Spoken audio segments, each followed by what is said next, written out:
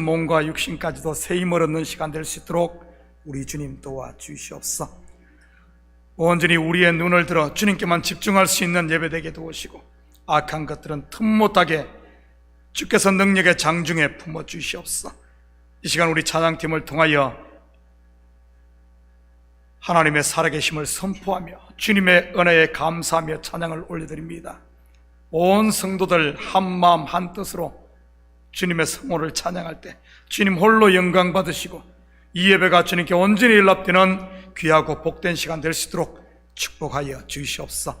모든 영광 주님께 올려드리며 이 모든 말씀 예수님의 이름으로 기도드립니다. 아멘.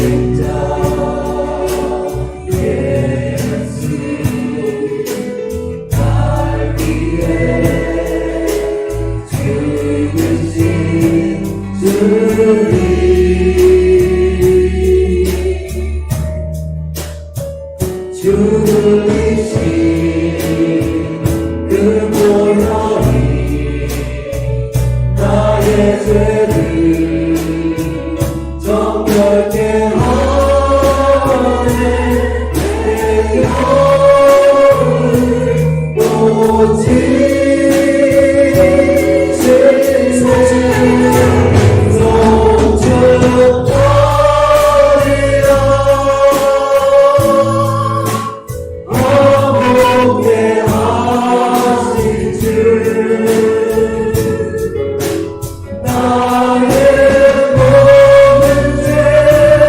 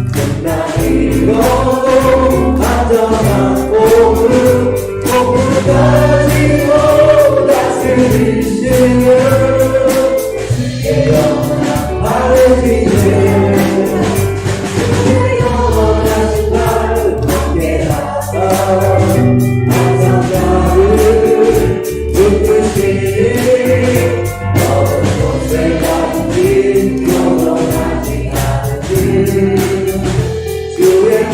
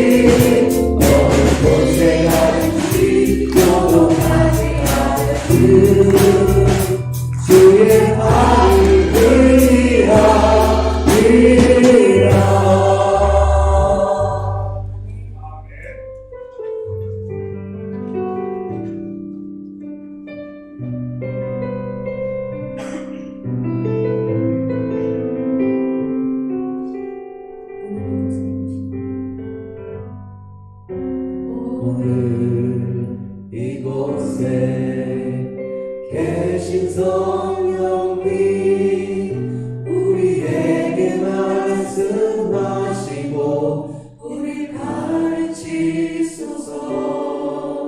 같이 우리 맘 열어주시고 주의 빛으로 밝혀 우리를 인도하소서. 오늘 이곳에 계신 성령님 우리에게 말씀하시고 우리 가르치소서. 같이 우리 맘 열어주시고 주의 빛으로 밝혀 우리를 인도하소서. 주님보다 앞서지 않고 겸손하게 주님의 말씀 기다리니 주님 손에 우리 드립니다. 사랑으로 인도하소서. 오늘 이곳에 계신 성령님 우리에게 말씀하시고 우리 가르치소서. 같이 우리 맘 열어주시고 주의 빛으로 밝혀 우리 인도하소서. 주님보다 앞서지 않고 겸손하게 주님의 말씀 기다리니 주님 손에 우리 드립니다. 사랑으로 인도하소서.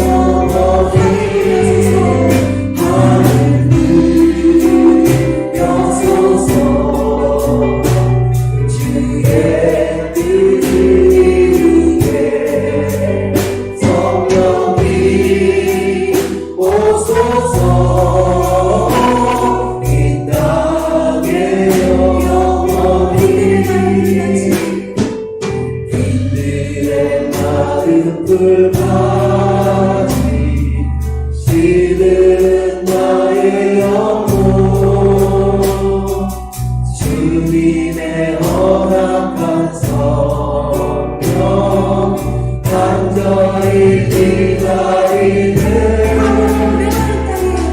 다물어 메마른 땅에 광비를 내리시는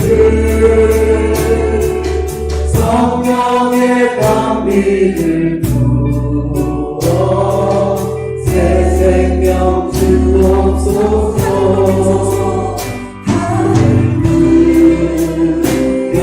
하늘소서 주의 뜻을 이루게 성령이 오소서.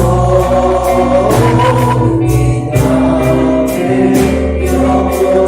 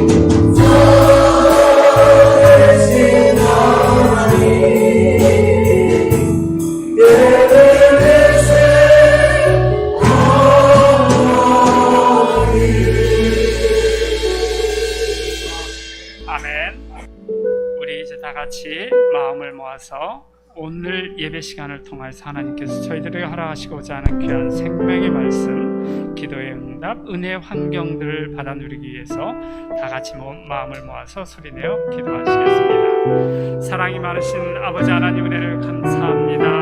오늘도 저희들에게 좋은 주일을 허락하시고 주일 전에서 주님을 찬양드리며 예배할 수 있는 귀한 은총을 허락하시고 주님의 이름을 높여드립니다.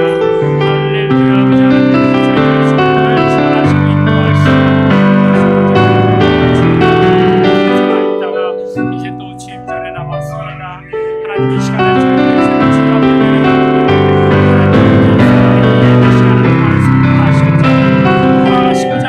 생명의 말씀을 받아 누릴 수 있도록 인도하여 주시옵시고, 우리 마음속에 간절한 기도의 제목들이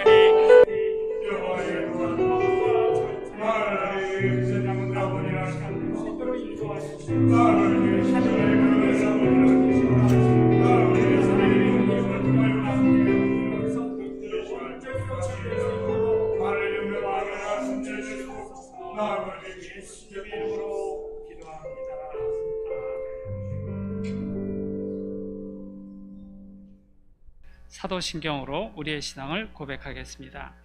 전능하사 천지를 만드신 하나님 아버지를 내가 믿사오며 그 외아들 우리 주 예수 그리스도를 믿사오니 이는 성령으로 잉태하사 동정녀 마리아에게 나시고 본디오 빌라도에게 고난을 받사 십자가에 못 박혀 죽으시고 장사한 지 사흘 만에 죽은 자 가운데서 다시 살아나시며 하늘에 오르사 전능하신 하나님 우편에 앉아 계시다가 저리로서 산 자와 죽은 자를 심판하러 오시리라. 성령을 믿사오며 거룩한 공예와 성도와 서로 교통하는 것과 죄를 사하시는 것과 몸이 다시 사는 것과 영원히 사는 것을 믿사옵나이다. 아멘. 자리에 앉으시기 바랍니다. 교회 소식을 알려드리겠습니다. 오늘도 현장 예배에 참여하신 우리 성도님들, 또한 온라인으로 예배에 참여하고 계신 성도님들을 주님의 이름으로 환영합니다. 오늘도 아주 오래간만에 다시 뵙게 되는 성도님들이 계셔서 매우 반갑습니다. 다음 소식, 뉴멕시코 선교 및 수련회를 위한 특별 새벽 기도회가 내일부터 금요일 새벽까지 있을 예정입니다. 선교팀뿐만 아니라 온 성도님들이 참석하여 주셨으면 좋겠습니다. 혹시라도 참석이 불가능하신 분들은 개인 기도 시간을 통해서 우리 선교팀을 위해서 중보 기도해 주시기를 부탁드립니다. 뉴멕시코 단기 선교가 다음 주일부터 25일까지 다녀옵니다. 위에서 기도해 주시기 바랍니다. 2주의 전교인 성경 읽기는 에레미야 36장부터 에레미야가 5장까지입니다. 이제 다음 주일 8월 20일이 되겠습니다. 2부 예배 후에 뉴멕시코 단기 선교팀 파송을 위한 그 파송식이 있을 예정입니다. 참고해 주시면 고맙겠습니다. 이제 다른 광고 없으시면 우리를 대신해서 우홍재 집사님 기도해 주시겠습니다.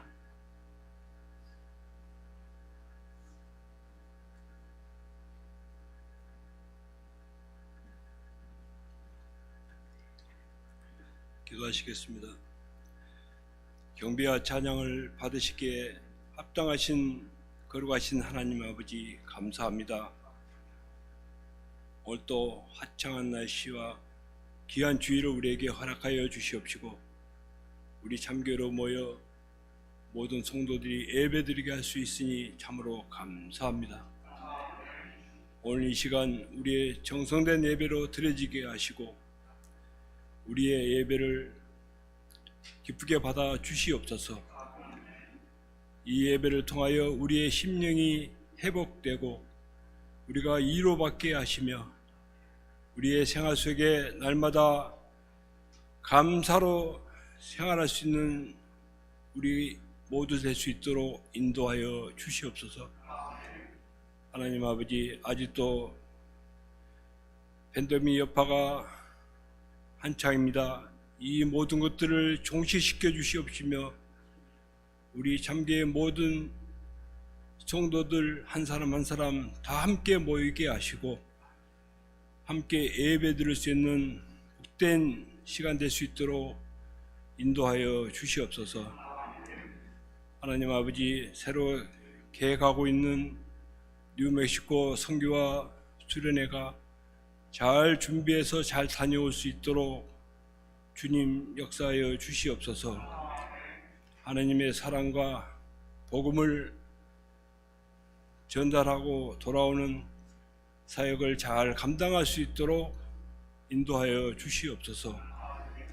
하나님 아버지, 우리 참교회 EM과 청소년부, 유아부가 우리 참교회의 미래요 희망이니 이를 위해 우리 모두 기도에 힘쓰고 이 사역을 잘 감당할 수 있는 참교회가 될 수 있도록 역사하여 주시옵소서. 하나님 아버지, 우리 이민사회의 고충과 가정과 자녀 문제, 건강과 물질 문제를 두고 기도하오니 우리의 간절한 기도에 속히 응답하여 주시옵소서. 오늘 또 말씀을 주시는 담임 목사님에게 영육간의 강건함으로 넘치게 채워주시옵시며 이 예배를 통하여 수고한 부서와 성도들을 기억하여 주시옵소서. 이 예배의 시종을 주께 의지하며 우리 주 예수님 이름으로 기도드리옵나이다. 아멘.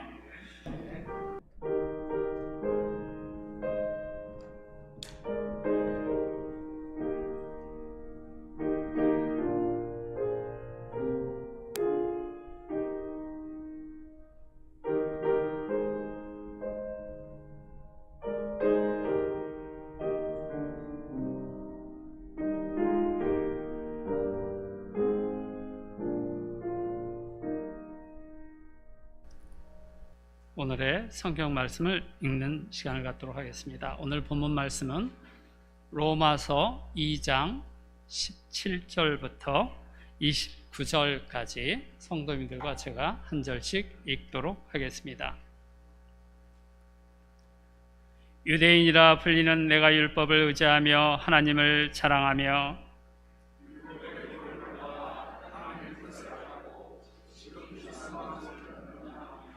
맹인의 길을 인도하는 자여, 어둠에 있는 자여, 빛이여,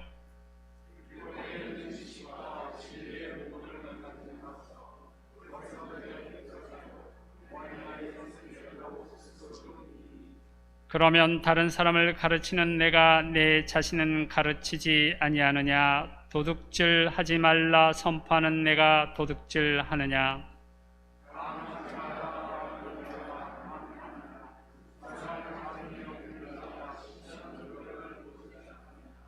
율법을 자랑하는 내가 율법을 범함으로 하나님을 욕되게 하느냐?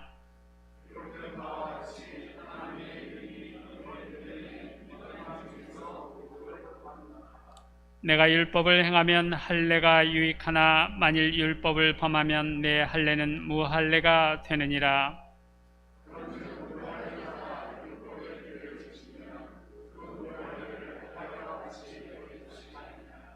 같이 하시겠습니다. 또한 본래 무할례자가 율법을 온전히 지키면 율법 조문과 할례를 가지고 율법을 범하는 너를 정죄하지 아니하겠느냐. 아멘. 이제 드려진 헌금을 올려드리겠습니다.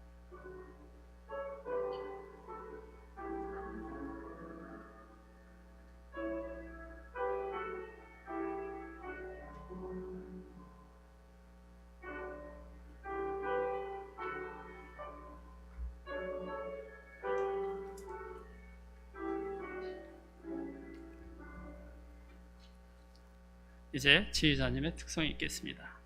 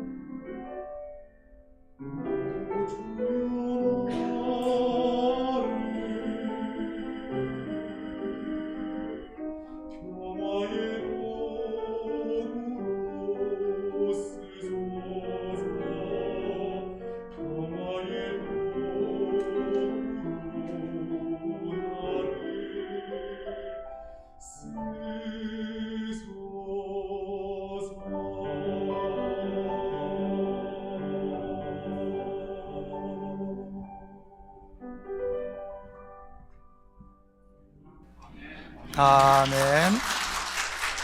자, 우리 시간 같이 드려진 예물 위해 기도드립니다. 사랑의 아버지 하나님, 참으로 감사드립니다. 지난 한 주간도 저희들 주님의 날개품 안에 온전히 품어주시고 이 시간 주의 날을 저희들에게 허락하사 주님 앞에 나오며 빈손 들고 나오지 아니하고 우리의 마음을 담고 정성을 담은 예물을 주님 앞에 올려드리게 하시니 참으로 감사드립니다. 이 시간 11조로 드립니다. 감사 예물로 드립니다. 주일 예물, 또 특별 예물로 드리는 식구들도 있습니다. 하나님, 이 예물 하늘 곳간에 온전히 쌓이게 하시고 드린 손길들마다 하나님이 주신 복들을 누릴 수 있는 저희들 되게 도와 주시옵소서. 가정마다 그리스도의 사랑으로 똘똘 뭉쳐 이 어려움과 난국들을 기쁨으로 이겨나가게 하시고 이럴 때일수록 주님 보시기에 더 아름다운 가정이 될 수 있도록 우리 주님 도와주시옵소서. 세상에 소망을 두고 사는 것이 아니라 하늘 소망을 두고 살아갈 수 있는 저희들 되게 도우시고 직장마다 사업처마다 주님 능력의 손으로 강하게 붙들어 주셔서 낙심하거나 좌절하는 것이 아니라 무너진 곳을 하나씩 하나씩 스쳐게 나가는 믿음의 식구들 되게 도와주시옵소서. 특별히 우리 자녀들에게는 지혜와 명철을 칠갑절이나 다하사 주님께서 주신 아버지 하나님 꿈들을 마음껏 펼칠 수 있는 담력을 주시고 믿음의 용사들로 굳게 서게 도와주시옵소서.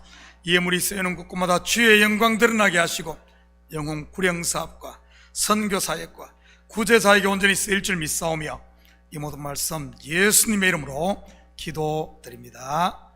아멘. 좋은 아침입니다. 자, 우리 옆 사람과 인사하는데 오늘은 이 멘트를 가지고 인사합니다. 일어나 가서 선포합시다. 같이 인사합니다. 시작. 일어나 가서 선포하십시다. 일어나 가서 선포하라. Arise, go and preach. 내일부터 시작되는 뉴멕시코 이 나바오 인디언 보호구역 선교를 위한 특별 새벽기도의 주제입니다. 물론 같은 주제로 21일부터 25일까지 선교를 가지요. 2009년 온두라스 로아코 국제학교에 선교팀 19명을 파송한 것을 계기로 지금까지 14년째 선교팀을 파송하고 있습니다. 물론 팬데믹 기간 2년은 쉬었고요. 그런데 이번에는 작년과 EM을 포함해서 역대 최다 인원인 34명이 참가를 합니다. 그것도 코비드 팬데믹이 끝나지 않은 상황 가운데 말이지. 정말 그 어느 때보다 기도가 많이 필요한 시점이 아닌가 생각합니다. 가는 날이 장날이라고 지난 금요일 온가족 영성집회 때 이 방송 프로그램에 오류가 생겨서 유튜브 온라인 실시간 방송을 하지 못했습니다. 그날 현장 예배에 참석하지 못하신 분들이 있을 텐데 이번 선교팀을 이끄는 우리 김성기 선교사님, EM 담당하시는 김성기 선교사님께서 선교 주제를 가지고 지난 금요일날 설교를 했습니다. 먼저 주제 구절을 함께 소리내어 읽어보도록 하겠습니다. 요나서 3장 2절입니다. 같이 읽습니다. 시작. 일어나 저 큰 성읍 니느웨로 가서 내가 내게 명한 바를 그들에게 선포하라 하신지라. 우리 영어로도 한번 읽읍시다. 혹시 영어를 못하시는 분들은 그냥 허밍으로 하셔도 됩니다. The King New James 버전으로 하도록 하죠. 시작. Arise, go to Nineveh, that great city, and preach to it the message that I tell you. Arise, 일어나, go, 가서, and preach, 전하라. 여러분, 믿음은 도전입니다. 하나님께서 아브라함에게도 똑같은 챌린지를 하지 않았습니까? 너는 고향과 친척과 아버지의 집을 떠나 내가 내게 보여줄 땅으로 가라. 모세에게도 마찬가지지요. 출애굽기 3장 9절 10절입니다. 이제 가라, 이스라엘 자손의 부르짖음이 내게 달하고 애굽 사람이 그들을 괴롭히는 학대도 내가 보았으니 이제 내가 너를 바로에게 보내어 고 너에게 내 백성 이스라엘 자손을 애굽에서 인도하여 내게 하리라. 이제 가라, 40년 광야의 목자의 자리를 들고 arise, 일어나라는 말이지요. 여호수아에게도 마찬가지 아닙니까? 내 종 모세가 죽었으니 이제 이 백성을 이끌고 내가 그들 곧 이스라엘 자손에게 주는 그 땅으로 고 가라 말이지. 제자들을 향한 예수님의 마지막 기상 명령 또한 가라입니다. 너희는 가서 모든 민족을 제자로 삼아. 이번에 가는 34명의 단기 선교사들 뿐만 아니라 우리 모든 식구들도 코로나로 묶였던 자리들을 이제 털고 일어나 하나님이 보내신 곳으로 가서 그리스도의 증인으로 제자로 복음을 선포하며 살 수 있기를 축복합니다.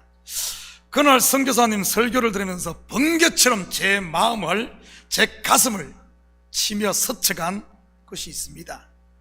여러분, 요나를 삼킨 큰 물고기 실체가 뭐죠? 고래입니까? 백상아리인가요? 아니면 대왕 오징어일까요? 물론 성경을 겉으로만 보면 고래일 수도, 백상아리일 수도, 그리고 대왕 오징어일 수도 있습니다. 그런데 구약 성경, 즉 율법은 몽학선생, 곧 실체로 인도하는 표적으로 주었다는 사실을 알아야 합니다. 오늘 읽은 본문의 사도 바울이 신랄하게 비판하는 유대인들이 바로 이 표적, 곧 율법만 붙들고 있었기 때문 아닙니까? 요나의 이야기가 실제 있었던 것이다, 아니다, 지어낸 픽션이다, 그를 삼킨 큰 물고기가 고래다, 아니다를 가지고 논쟁하고 있다면 하나님의 이름이 나로 인해 모독을 받는 것입니다. 왜냐하면 그때만 머물고 있기 때문이지.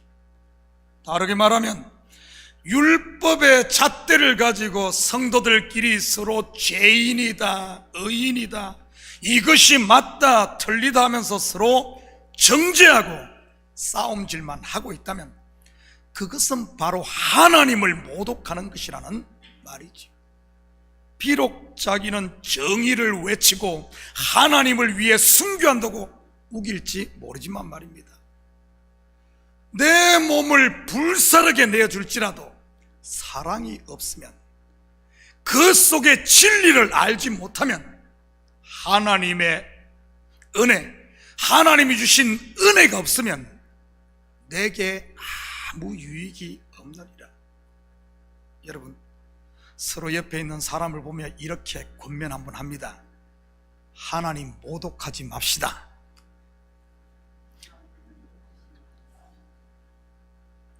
그러려면 어떻게 해야죠? 일어나야지요. 어디에서요? 율법의 자리, 겉의 자리, 표적에만 머물던 어린아이 신앙에서 말입니다. 신앙은 도전입니다. 요나를 삼킨 큰 물고기의 실체가 무엇인지 한번 도전해 볼까요? 마태복음 12장 39절 40절입니다. 예수께서 대답하여 이르시되 악하고 음란한 세대가 표적을 구하나 선지자 요나의 표적밖에는 보일 표적이 없느니라. 요나가 밤낮 사흘 동안 큰 물고기 뱃속에 있었던 것 같이 인자도 밤낮 사흘 동안 땅속에 있으리라. 요나의 표적의 실체가 무엇이라는 말입니까? 바로 예수님의 죽음을 말하는 것이지요. 그렇다면 큰 물고기는 결국 예수님을 삼킨 무덤인 것이고요. 그런데 이것이 끝이 아닙니다. 먼저 요나가 왜 물고기 뱃속에 들어가게 되었습니까? 첫째는 불순종 때문이에요. 둘째는 이스라엘의 원수요, 이방인인 니느웨 백성들을 구원하기 위해서입니다. 맞죠? 그렇다면 예수님은 왜 십자가에 달려 죽으시고 무덤에 장사되셨을까요? 첫째는 아담과 하와의 불순종, 곧 저와 여러분의 죄 때문이요. 둘째는 하나님과 원수되었던 이방인인 저와 여러분을 구원하기 위해서인 것이지요. 결국 율법의 요구를 충족시켜 하나님의 공의를 이루기 위해서입니다. 죄의 삭선, 사망이라는 하나님의 공의 말이지요. 정리하면 큰 물고기의 실체는 다름 아닌 율법이었던 것입니다. 예전 설교에서 자세히 설명을 한 적이 있습니다. 성경에서 큰 것, 많은 것, 먼저 된 것, 장자는 전부 율법을 일컫는 말이라고 말이지. 이제 기억들 나시나요? 여기에 계신 저와 여러분은 전부 큰 물고기 뱃속에 들어갔다가 나온 사람들인 것이지. 그렇다면 물고기 뱃속에서 나온 요나가 향한 곳이 어디입니까? 땅끝 니느웨이지요.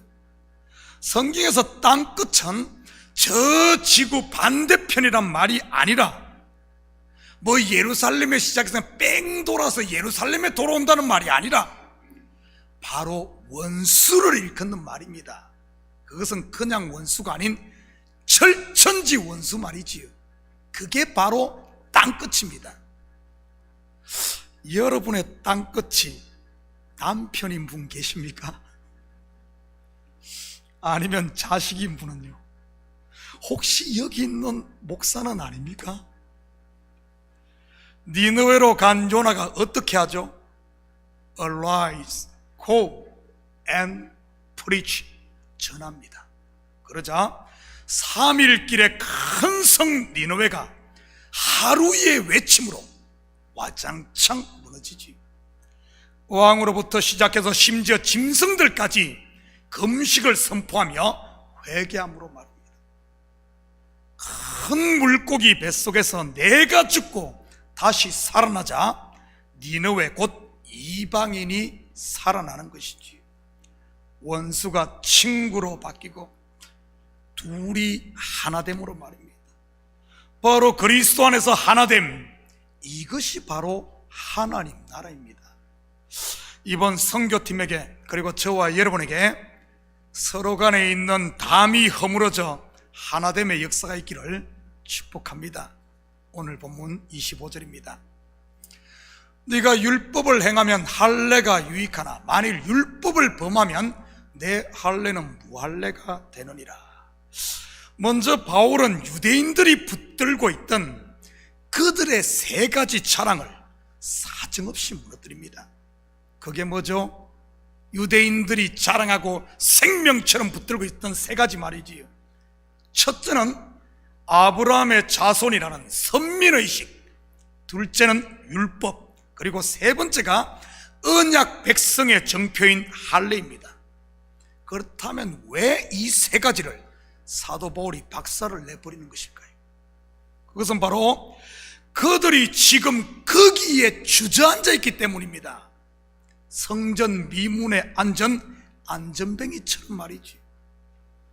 이것은 마치 독수리가 자기의 새끼가 다 자랐음에도 불구하고 이 새끼가 독수리 둥지를 떠나지 못하고 주저앉아 있으면 어미 독수리가 그 둥지를 직접 헐어버리는 것과 같은 것입니다. 그래야 새끼 독수리가 날개를 펴고 창공을 날아 하늘의 왕으로 삶을 살 수 있으니 말이지. 그러지 않고 내버려 두면 어떻게 될까요? 높은 둥지에 고립되어 결국은 굶어 죽게 되지 않겠습니까? 그래서 사도 바울이 유대인들이 의지했던 선민의식, 율법 그리고 할례라는 이 둥지를 허물어 버리는 겁니다. 예수 그리스도가 오셔서 율법을 완성하심으로 이제는 더 이상 율법을 의지하고 할례를 의지하고 선민을 의지하던 이 유대인들이 더 이상 이제는 새끼 독수리가 아니라는 겁니다. 다 자랐음에도 둥지를 떠나지 않고 있기 때문에 허무는 것이지요. 그런데 여기서 유대인은 단순히 육신적 유대인만으로 한정을 해서는 안 됩니다. 왜냐하면 로마서는 로마에 있는 교회들에게 보낸 편지이기 때문이지. 물론 로마 교회에 유대인들도 있었지만 이방인들이 더 많은 이방인 중심의 교회였습니다. 이방인 크리스찬들 기분 좋으라고 유대 크리스찬들 사도 바울이 사정없이 까는 것일까요? 아닙니다. 이것은 유대인들이 율법 곧 겉의 것에 매여 진리신 그리스도를 배척하며 안주하고 있듯이 로마 교회가 지금 그러고 있다는 이런 말입니다.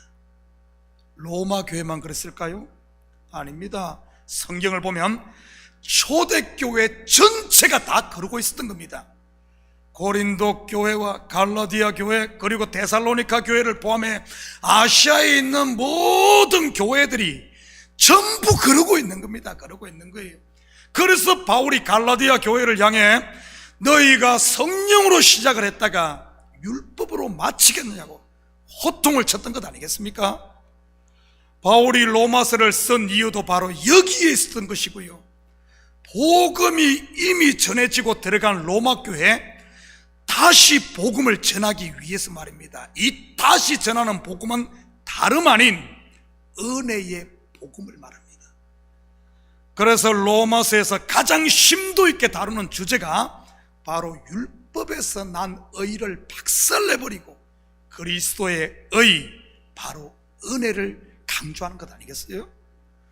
이것은 지금 우리도 예외는 아니라는 사실입니다. 분명 그리스도의 피공로로 거듭나 새 사람이 되었지만 수많은 교회들이 몇 년 지나면은 조금만 성장하면은 먹고 살만하면은 전부 이대로가 좋사오니 하면서 챌린지, 도전을 포기하고 율법과 은혜라는 이 보드라인에 멈춰 있는 경우가 대부분 아닙니까? 다시 25절을 보면 25절 한번 띄워줄래요? 다시 25절을 보면 네가 율법을 행하면 무슨 말입니까? 도둑질하지 않고 살인하지 않고 간음하지 않으면 그 말인가요? 여러분, 유대인들은 우리가 상상하는 그 이상으로 이런 것들을 지켰습니다.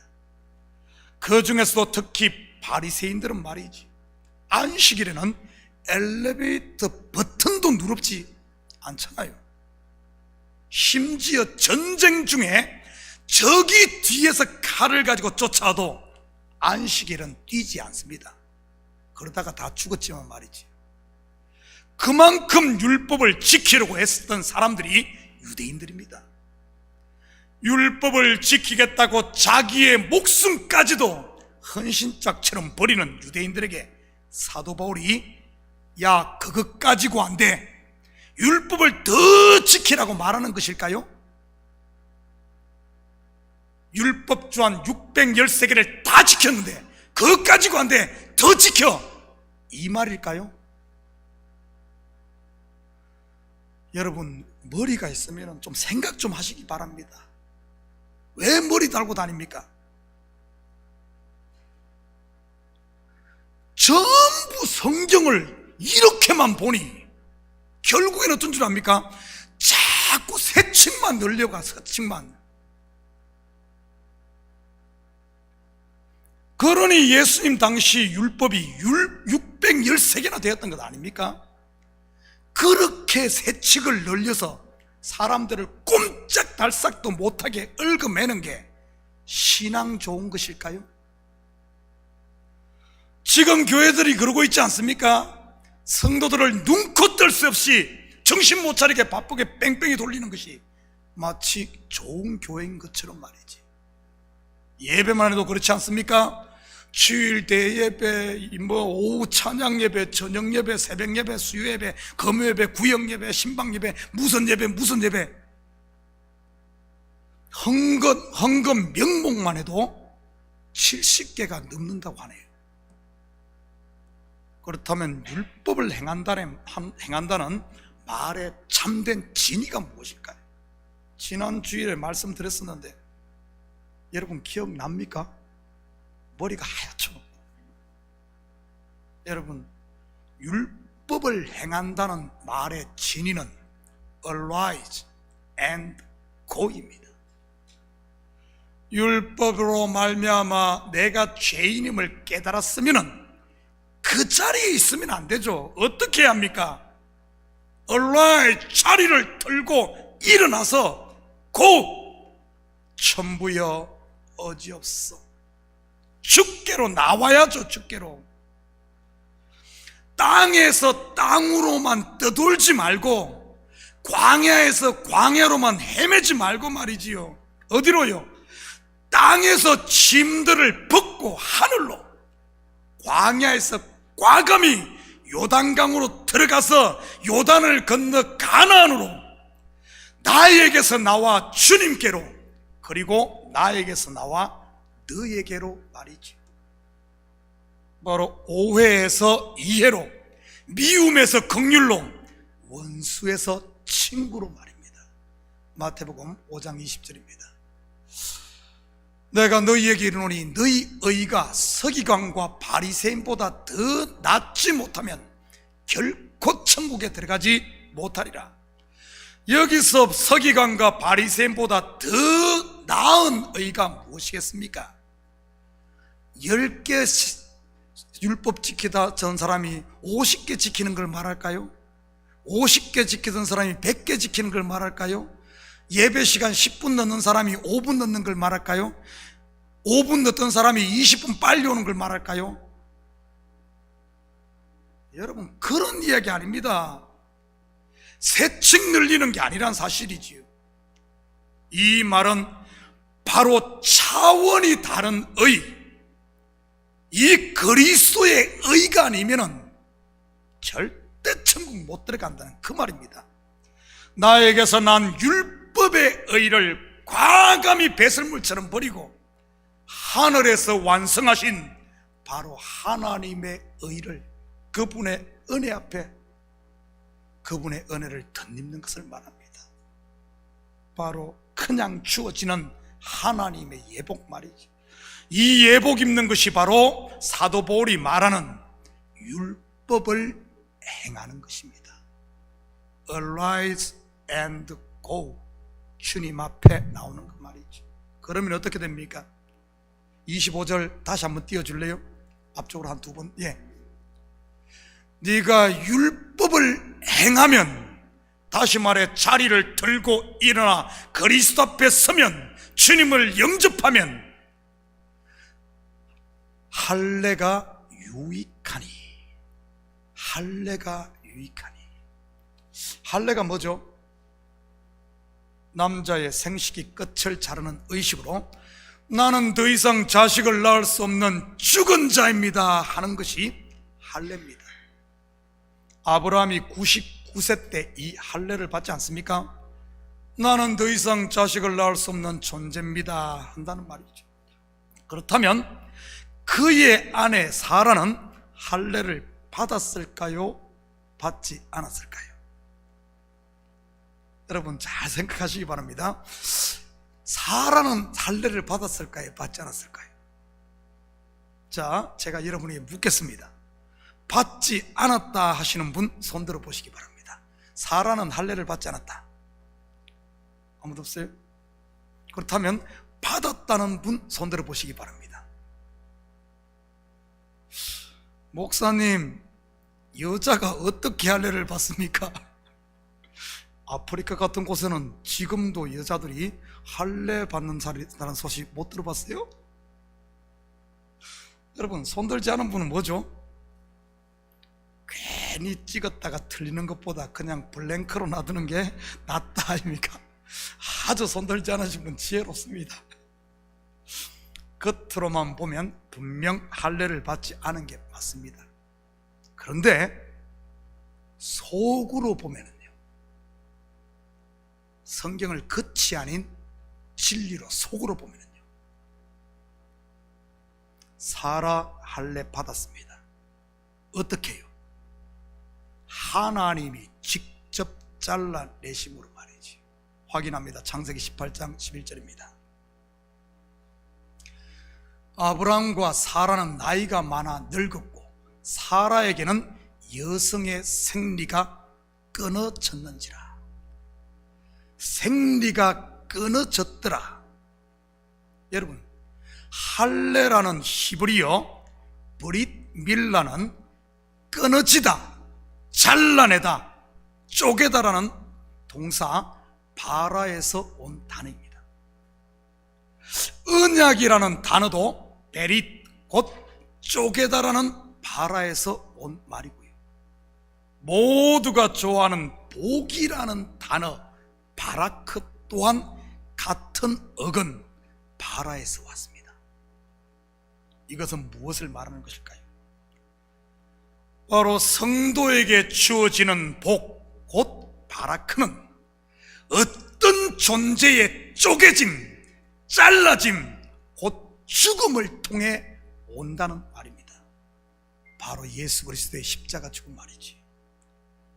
아브라함이 할례를 받고 100세에 약속의 아들 이삭을 받은 것은 예수 그리스도께서 십자가에서 쪼개지심, 잘라지심, 곧 죽음으로 언약 아래에 있는 저와 여러분이 구원을 받는 것을 말하는 것입니다. 다시 말해 예수님께서 스스로 할례를 받으신 것이지요. 아브라함이 그랬듯이 말입니다. 그런데 사라는 스스로 할례를 받은 것이 아닌 여성의 생리가 끊어짐, 곧 하나님께서 할례를 시킨 겁니다. 한마디로 그의 생식 능력을 죽인 것이지요. 이것은 구속 역사로 보면 예수님께서 죽으심으로 그의 신부, 아내 된 저와 여러분이 그와 함께 십자가에 죽는 곧 할례 받음을 말하는 것이기도 합니다. 그리고 그렇게 죽음으로 그와 함께 다시 살아나는 부활하는 것이지. 아브라함이 할례를 받아 더 이상 육신의 생식 능력을 상실할 때 죽었던 사라의 태가 살아나 아들 이삭을 잉태하지 않습니까? 예수님이 죽음으로 말미암아 나도 그를 믿음으로 그와 함께 할례 받고 죽고 새 생명을 잉태하고 하나님의 아들로 태어나는 겁니다.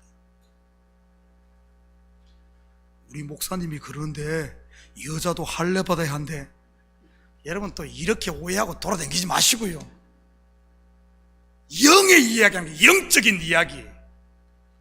육신의 할례 1000번을 해도 자기 몸을 불살라내어줘도 사랑이 없으면 뭐라고요? 아무 소용이 없느니라. 그때 것에만 머물지 마시고 이제 일어나 진리 안으로 들어갈 수, 그래서 자유할 수 있기를 축복합니다. 구약에서 육체에 행한 할례가 언약 백성의 표징 아닙니까? 마찬가지로 은혜 언약 아래서 하나님의 백성인 저와 여러분에게는 모두 영적인 할례의 표징, 곧 증거가 있다는 말입니다. 바로 예수의 흔적, 곧 자기 부인이요. 두 번째는 우리에게 보증으로 주신 하나님의 인도장인 성령 말입니다. 이처럼 영적인 할례를 받은 성도는 아브라함과 사라가 아들을 낳듯 그 속에 하나님의 아들 그리스도가 잉태되는 것이지. 다시 말해 우리 한 명 한 명이 하나님의 아들이 되는 것입니다. 이런 사람을 일컬어 오늘 사도 바울은 이면적 유대인이라고 부르며 마음의 할례를 받았다고 하는 것입니다. 29절 같이 볼까요? 오직 이면적 유대인이 유대인이며 할례는 마음에 할지니 영에 있고 율법 조문에 있지 아니한 것이라. 그 칭찬이 사람에서가 아니요 다만 하나님에게서니라. 이면적 유대인 할 때 유대인이란 뜻이 무엇입니까?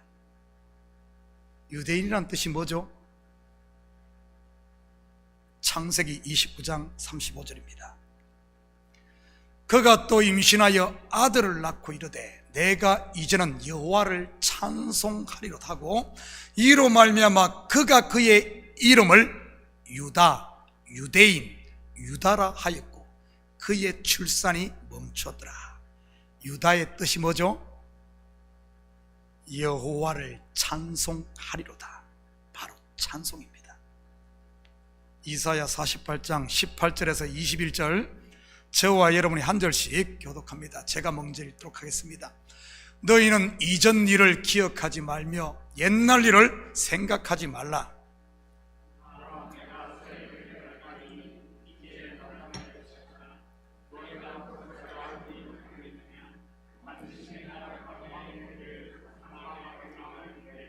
장차 들짐승 곧 성령이와 타조도 나를 존경할 것은 내가 광야의 물을 사막의 강들을 내어 내 백성 내가 택한 자에게 마시게 할 것이라.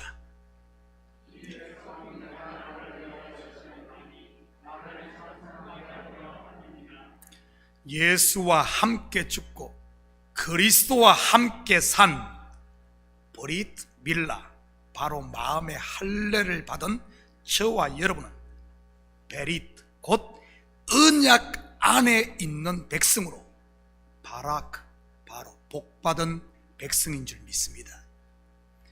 율법 아래 매여 메마른 사막과 같은 심령의 영생의 길이 나고 킹스 하이웨이, 생수의 강, 은혜의 강이 흐르는 하나님의 나라 말이지. 이러한 백성이 바로 여호와를 찬송하는 이면적 유대인인 것입니다. 사랑하는 성도 여러분, 이 한 주도 비록 세상이 흉흉하고 삶이 어렵더라도 한숨만 쉬면서 주저앉아 있지 마시고 과감히 arise, 자리를 들고 일어나서 믿음의 발걸음을 옮김으로 여러분의 입술에 찬양이 가득 차고 preach, 복음을 전하며 사는 이 시대의 요나의 뜻이 뭐죠? 비둘기, 새 감란잎을 물고 와서 여전히 옛 보드라인 그 방주 안에 갇혀있는 그들을 해방시키는 새 하늘과 새 땅으로 내보내는 요나, 비둘기. 이 시대의 이면적 유대인, 하나님의 자녀로 당당하게 사는 우리 모든 식구들 되기를 주님의 이름으로 축복합니다. 같이 기도하십시다. 사랑의 아버지 하나님, 참으로 감사를 드립니다. 맞습니다. 이 시대 우리가 바로 여호와를 찬송하는 이면적 유대인입니다. 언제까지 아버지 하나님, 하나님의 자녀인 우리가 여전히 율법의 보드라인에 앉아 한숨만 쉬며 안 된다고 부정적인 말만 내뱉고 있겠습니까? 이제는 과감히 내가 죄인임을 알았으면 십자가의 은혜 앞에 나와 예수 그리스도로 무장하여 다시 아버지 하나님 세상으로 나가 주님의 자녀로 당당히 살며 복음 전하는 정인으로 사는 저희들 될 수 있도록 축복하여 주시옵소서. 감사드리며 예수님의 이름으로 기도드립니다. 아멘. 우리 다 같이 자리에서 일어납니다. 우리 찬양팀 같이 나와서 마지막 찬양 우리 586장 함께 참성드리고 예배로 마칩니다. 축도하심으로 마칩니다.